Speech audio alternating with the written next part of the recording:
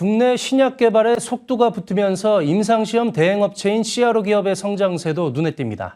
하지만 아직 산업 분류가 돼 있지 않아 명확한 통계조차 잡히지 않는 상황인데요. CRO 산업의 현 주소와 개선점을 석지현 기자가 짚어봤습니다. 지난해 기준 국내 제약바이오 기업의 신약 파이프라인은 1,500여 개. 2018년 570여 개에 머물렀던 파이프라인은 3년 만에 2.5배가량 급증했습니다. 글로벌 의약품 시장 자체 규모가 커졌고 코로나19 치료제와 백신 개발 등 신약 개발 움직임도 활발해졌기 때문입니다. 임상시험을 대신 해주는 기관인 CRO 업체들의 매출 성장세도 두드러졌습니다. 지난 2020년 국내 CRO 업체들의 한 해 매출액은 2,800억 원.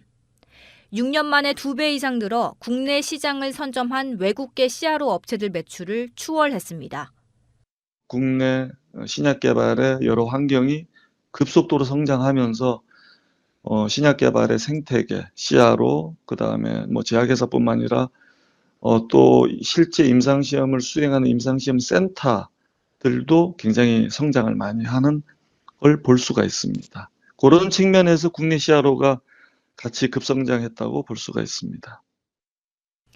하지만 아직은 CRO 산업에 대한 성장 발판이 마련되어 있지 않은 상황.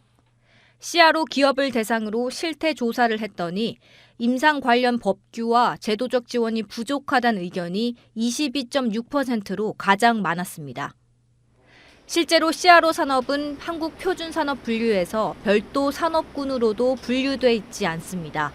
CRO 기업과 종사자 수 등 실질적인 통계 자료를 통한 현황 파악도 어려워 실효성 있는 정책이 마련되기 쉽지 않은 환경입니다. 첫 번째로는 세제 혜택이라고 생각을 하고요. 왜냐하면 외작의 회사들은 다 국내에 법인이 없다 보니까 세금을 안 내요. 근데 저희는 국내에서 매출이 발생하면 다 10%의 부가가치세가 발생을 하잖아요. CRO 기업과 종사자 수 등 실질적인 통계 자료를 통한 현황 파악도 어려워 실효성 있는 정책이 마련되기 쉽지 않은 환경입니다. 국내 CRO 업체들이 글로벌 경쟁력을 아직 갖추지 못했다는 인식도 성장의 걸림돌입니다.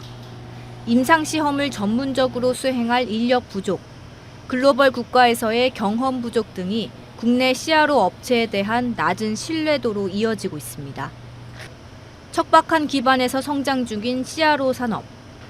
정부의 체계적인 관리와 지원을 위한 제도적 발판 마련이 우선돼야 할 걸로 보입니다. 머니투데이 방송 석지연입니다.